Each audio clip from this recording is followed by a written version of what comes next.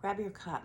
I want you to imagine this with me. Imagine that you get a cut on your arm, like just a nasty cut, a wound on your arm.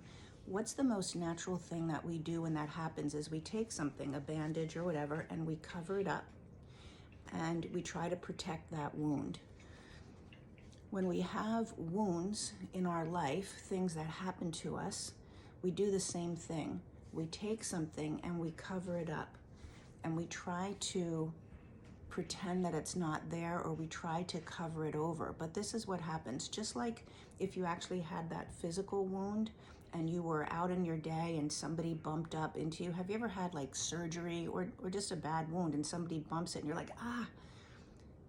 The response when people don't even know that wound is there, they can't see it, they have no idea that that wound is there, and they accidentally, for whatever reason, touch it. The response is so out of proportion with the touch that they did, because they could just barely walk by you and people, could be like, ah, that hurts. When we have wounds in our life, very similar to that physical wound, we try to cover it up and keep going and deal with things, and people have no idea that wound is there. And then they might say something, they might do something, and our emotional response is out of proportion to what they said or what they did, because underneath there's a wound. The Greek word for wound is trauma.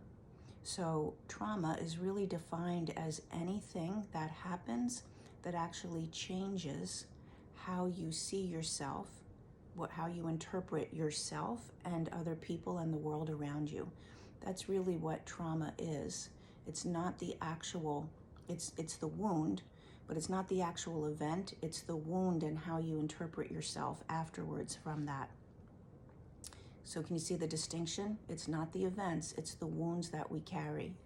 And just like physical wounds, those kinds of wounds, if there's a scar there or they don't heal well, let's say your cut on your arm doesn't really heal. People go to the wound center, right? Because they have ongoing wounds that don't heal for various reasons. Or there's a scar, but the scar is really deep and that scar tissue is different. Scar tissue is very inflexible. It doesn't give in the same way healthy tissue does. Scar tissue doesn't grow in the same way healthy tissue does. So when we're carrying those wounds and scars underneath a way of covering it up, we'll talk about that in a second, how people might cover that up. That's showing up every day, every time somebody inadvertently touches that wound, and how we respond. The ways that we cover it up vary in a lot of different ways for people. We might cover it up with addictions because we numb it. We want to look like we're fine on the outside. We don't want people to know that wound is there. So numbing it with different addictions. I used to believe, especially because I come from a family that has a lot of alcoholism in it, I used to believe that alcoholism was genetic, like you had a DNA, you had a gene that was going to make you more likely to become an alcoholic. Now, after the training that I've had and the work that I've done and with clients, is I believe that addiction, alcoholism or drugs, is just another way of covering up a painful wound. And maybe families have a lot of people who do that, because we often learn our behaviors by watching other people. So addictions is one way. We also might cover up and numb out that wound and try to pretend it's not there so people can't tell, by staying really, really busy, by overachieving things and putting on such a great mask out there that people don't know we're wounded in here. We might also do it by guarding that wound. So that could look like if my wound is here on my arm, I always keep this side of my body, I walk next to the wall and I keep that protected against the wall, and I don't let people, I never fully turn and open myself completely to other people, because I'm guarding that wound. I don't want it to hurt anymore.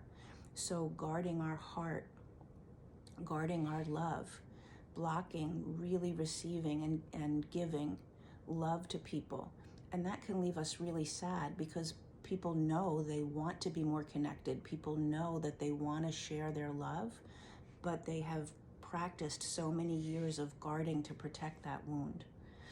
It might also look like just saying yes to everybody else. So staying super busy, saying yes to people, always taking care of others, numbing out with addictions, guarding, anything like that. We might also just, kind of along the realm of guarding, is just isolate and say, okay, fine, I don't need other people, because every time that wound gets touched, it's too painful. So those are the ways that people can go through life, keeping their wounds protected and covered up by their behaviors and their choices. But the behaviors and the choices are causing life to be not at all what they want, and it's all in the effort to protect that wound. What really makes the difference, what I've learned in my own life, in the training that I've had, and what I do with my clients, is to be willing to uncover what's there. Take that covering off. Start to practice different behaviors and allow the wound to heal in the most appropriate way. Allow it to heal so that it actually enhances your life, so that you get a deeper, better sense of yourself, and so that you stop doing behaviors that are so driven to protect, and allow yourself to enjoy your life, allow yourself to be with other people. Stop doing all of the behaviors that are just protective. And then that wound has actually served you, and then you can actually be completely different in your relationships. The other part that I didn't mention so far is when we are spending all of that energy and effort protecting and working so hard to make sure people don't know that wound is there, it has a huge impact on our health. So our health is completely derailed. It might be that you do massive exercise. That's a way of numbing out. That's what I used to do. It might be that you don't take care of yourself at all. So your health, your stress levels are completely impacted by the behaviors that you choose to cover up your wounds. So I hope that makes sense. If you're ready to take off those behaviors, the way that you've been managing that wound. And that's the other thing too, is if you see that every time your wounds get touched, you have an inappropriate response, it derails you completely. What I mean is you get triggered in a way that creates a fight now with somebody, in a way that you end relationships because you're triggered by people. The trigger is the unhealed wound that's underneath your cover-up.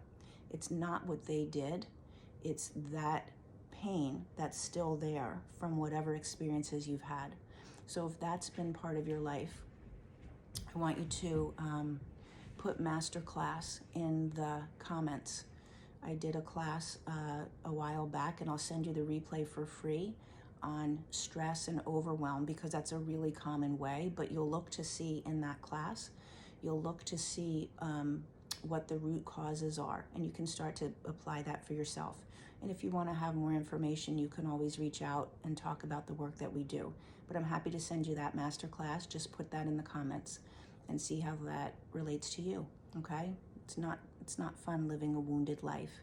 And a better life and a happier life and a healthier life is available if you're ready to do that. Have a good day.